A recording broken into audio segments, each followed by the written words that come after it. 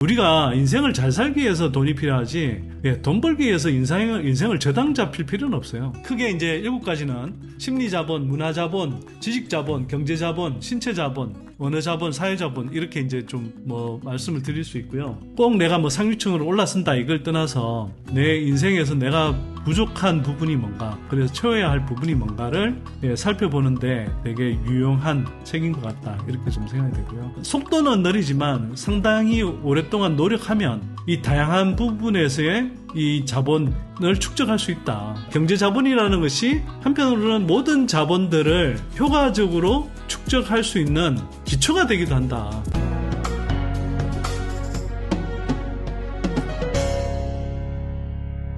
제가 앞으로 선대인TV 방송을 하면서 좋은 책을 여러분들한테 가능하면 매주 한 권씩 정도 소개해드리겠습니다. 좋은 책이든 좋은 영화든. 그래서 여러분들이 같이 읽고 보고 또 같이 생각을 나누었으면 좋겠다 싶은 책을 좀 소개해드리려고 합니다. 한편으로는 여러분들 교양도 채우시고, 우리가 그냥 투자를 하지만 투자에만 너무 몰두하지 마시고요.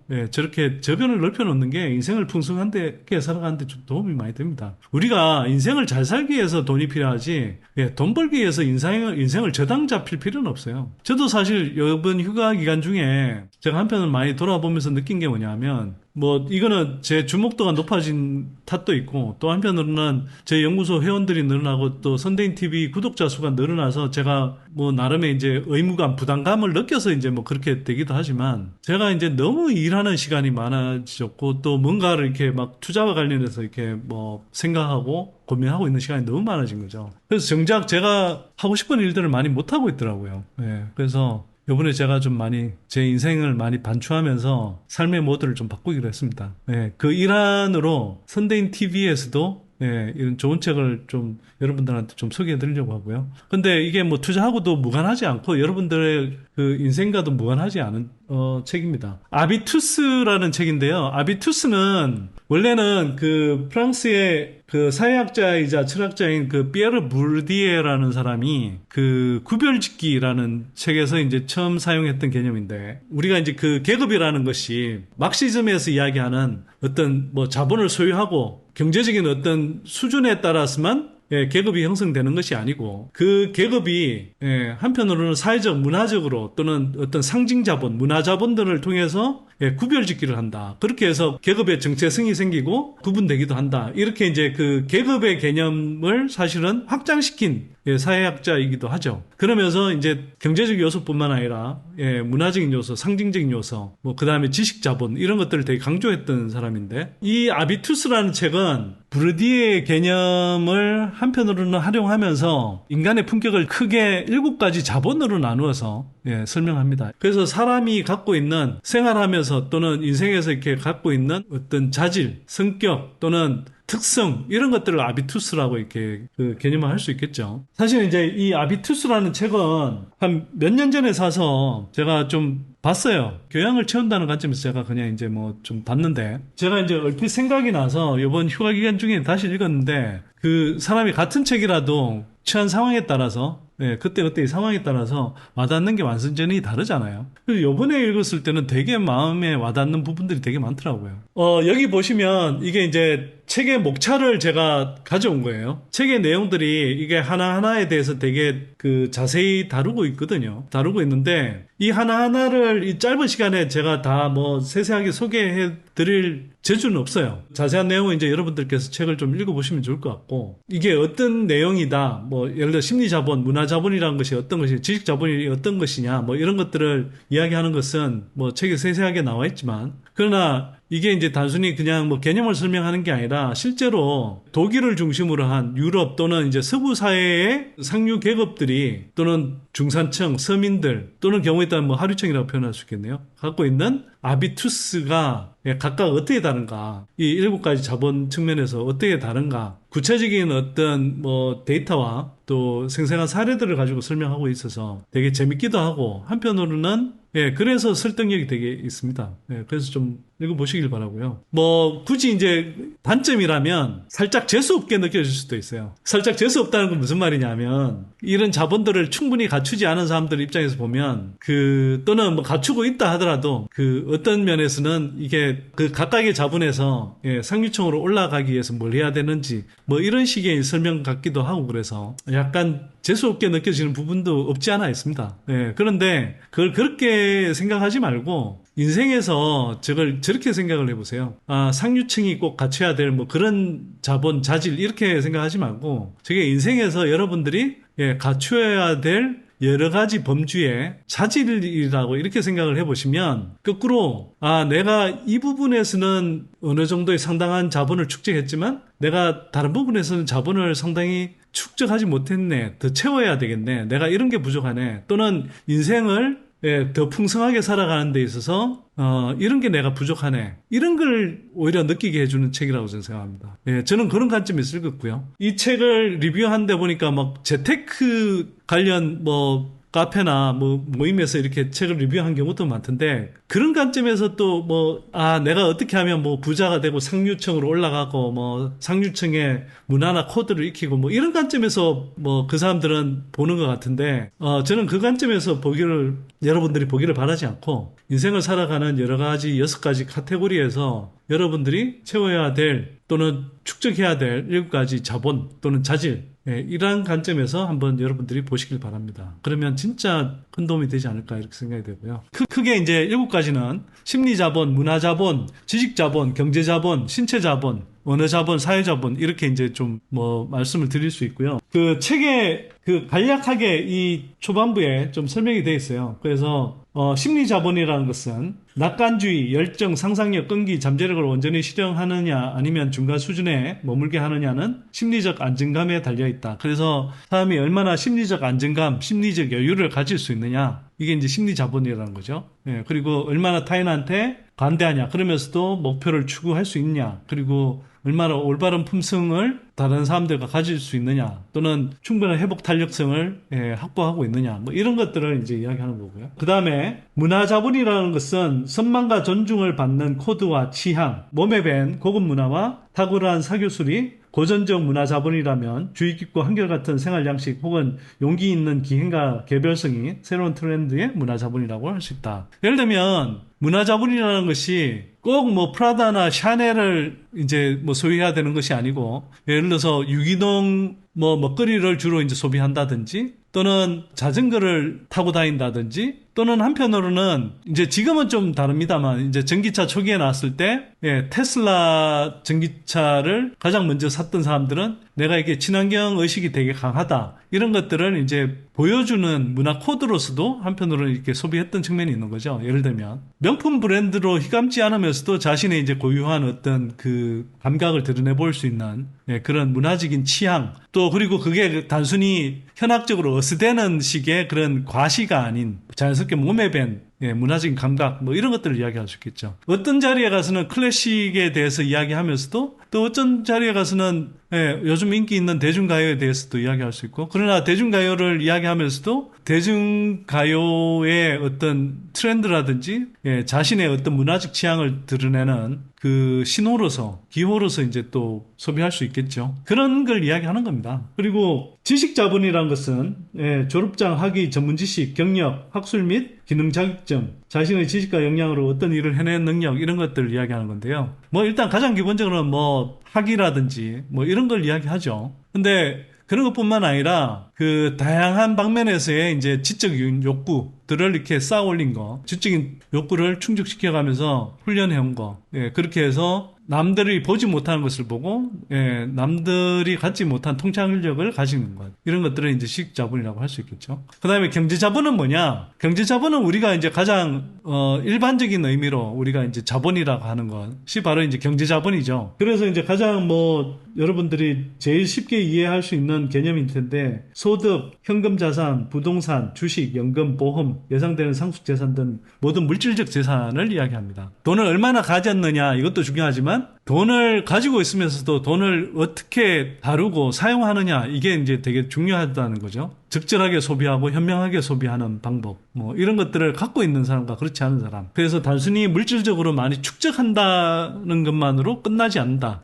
예를 들면 경제 자본을 갖고 있는 사람이 같은 자본을 가지고도 자기만을 위해 쓰는 사람과 그래서 명품 브랜드 들고 휘두르고 다니는 뭐 그런 사람들은 사실 졸부의 모습이죠. 근데 그게 아니라 그 상당 수준의 뭐 기부나 후원을 한다든지 또는 그 자금을 가지고 뭐 장학 사업에 쓴다든지 경제 자본을 어떤 식으로 뭐 축적한 것뿐만 아니라 어떻게 쓰느냐에 따라서 그 사람의 어떤 경제 자본의 그릇이 다르다 이렇게 이제 판단할 수 있겠죠. 그 다음에 신체 자본은 스스로 얼마나 매력적이고 건강하고 활기차다고 느끼는지에 대한 판단을 말하는 거고요. 사람들은 외형에서 사회적 지위, 내적 가치를 이제 유추한다 이렇게 이제 돼 있습니다. 뭐 모르겠습니다. 여러분들이 보시기에 저는 어떤지 모르겠는데 저는 신체 자본이 뭐 그렇게 뛰어난지 모르겠어요. 사실은 저거는 이제 뭐 하여튼 건강하고도 연결돼 있는 건데 일단 저는 배가 나왔잖아요. 이거는 신체 자본 관점에서 보면 저는 신체 자본이 지금 좋은 상태가 아닌 거죠. 그런데 한편으로는 되게 험악한 인상이냐 그건 아니죠. 저는 그냥 제 의견을 덧붙이는 건데 저는 관상은 믿지 않는데 인상은 믿어요. 사람 나이 40 이후에 인상은 저는 믿는 편인데요. 왜냐하면 그 평소에 짓는 인상이 짓는 표정 이게 인상으로 굳어지거든요. 나이가 들면 들수록 평소에 되게 막 화 버럭버럭 내고 웃지 못하고 막 심각한 사람 그리고 맨날 신경질 내고 있는 사람 표정이 진짜 지저분하죠.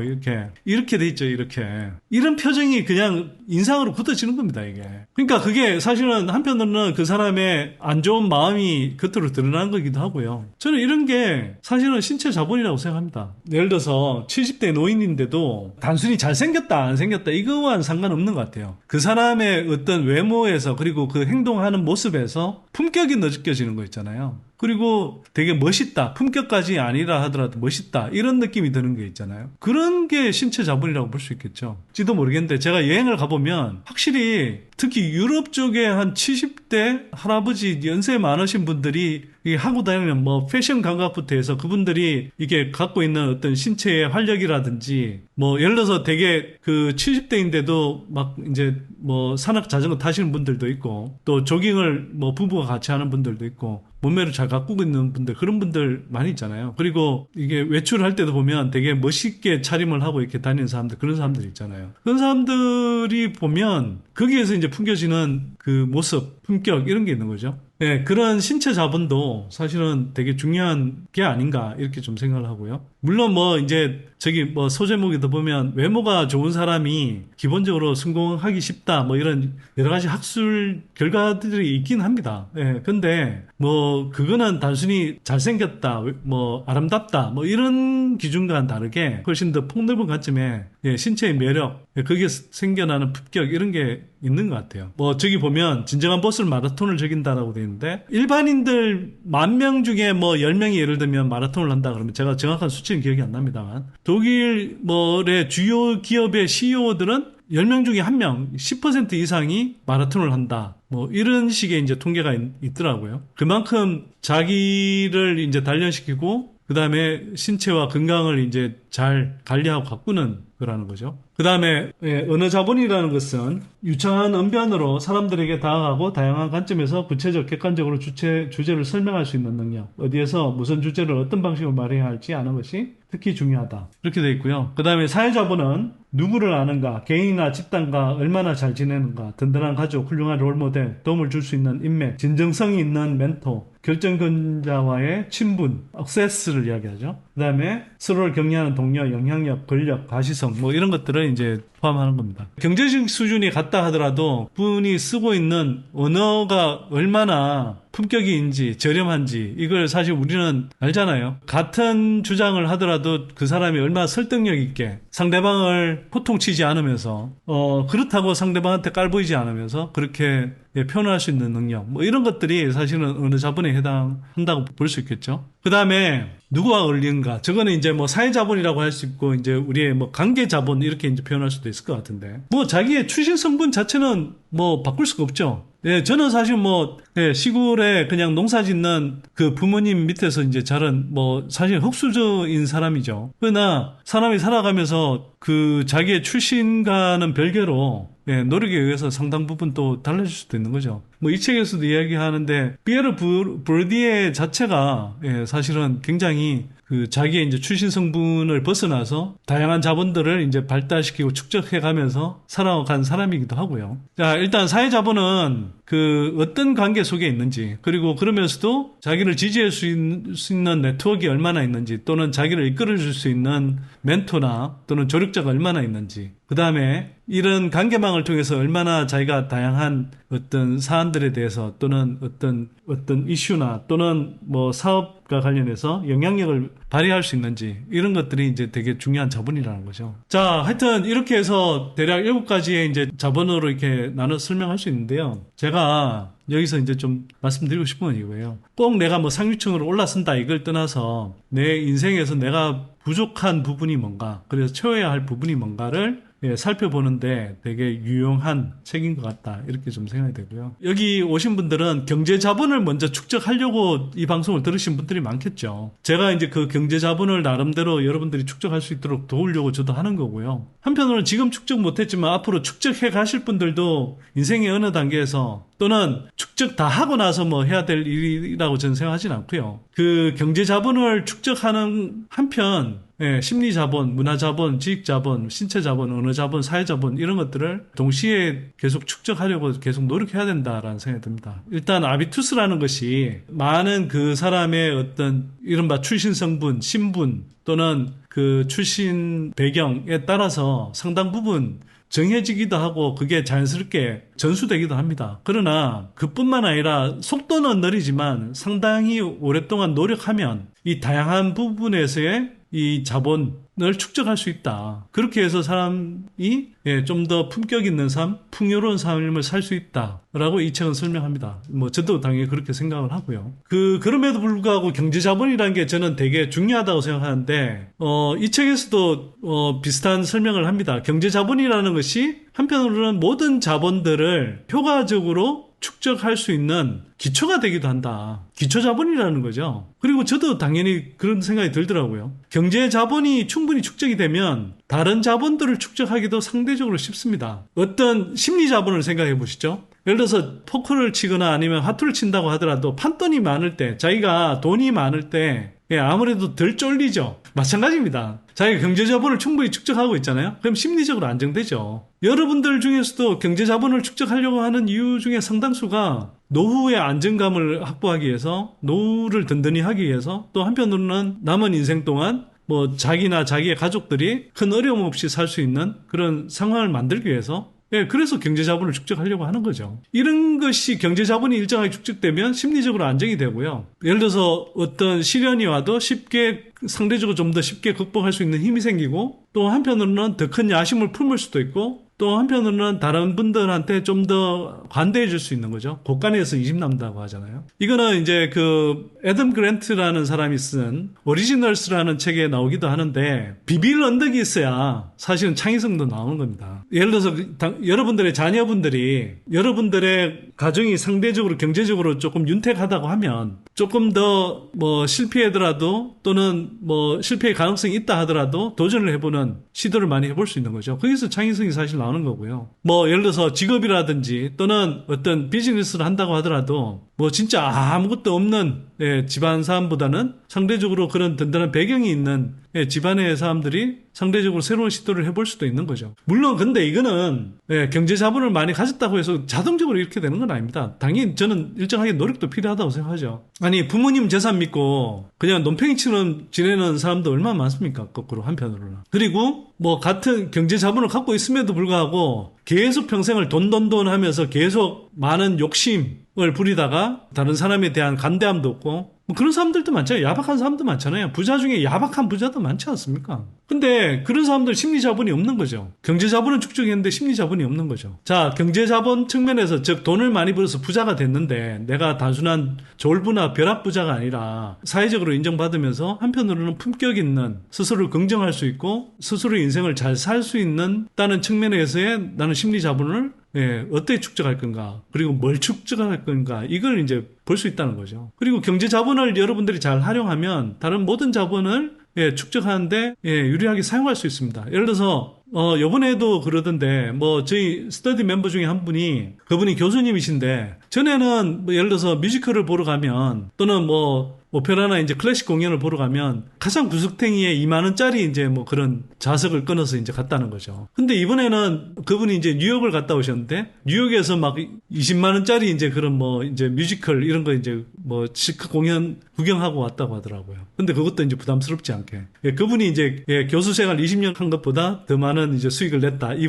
이 주인공인데 경제적 여유가 생김에 따라서 이 문화 자본을 훨씬 더 잘 축적할 수가 있는 거죠. 경제적 여유가 있으면 상대적으로 지식 자본을 쌓기도 쉬운 거죠. 더 배우고 싶을 때 돈 걱정하지 않고 더 배울 수 있고, 또 신체 자본 같은 경우 PT를 따로 받는다든지 또는 요가나 필라테스를 한다든지 마사지를 받는다든지 경제적 여유를 통해서 또 한편으로는 휴식을 더 잘 취할 수도 있는 거고, 사회자본 같은 경우도 경제적 여유가 생기면 더 많은 사람들한테 밥값을 내고 술값을 내고 또 모임에 적극적으로 참여하면서 함께 여행도 가고 또 취미 모임도 같이 하면서 그런 관점에서 이제 경제 자본을 축적하는 것은 되게 중요하다. 저는 그렇게 생각을 하고요. 그래서 이 방송도 여러분들의 경제 자본 축적에 도움이 될 수 있도록 그렇게 진행한다. 이렇게 좀 생각을 해주시면 좋을 것 같습니다.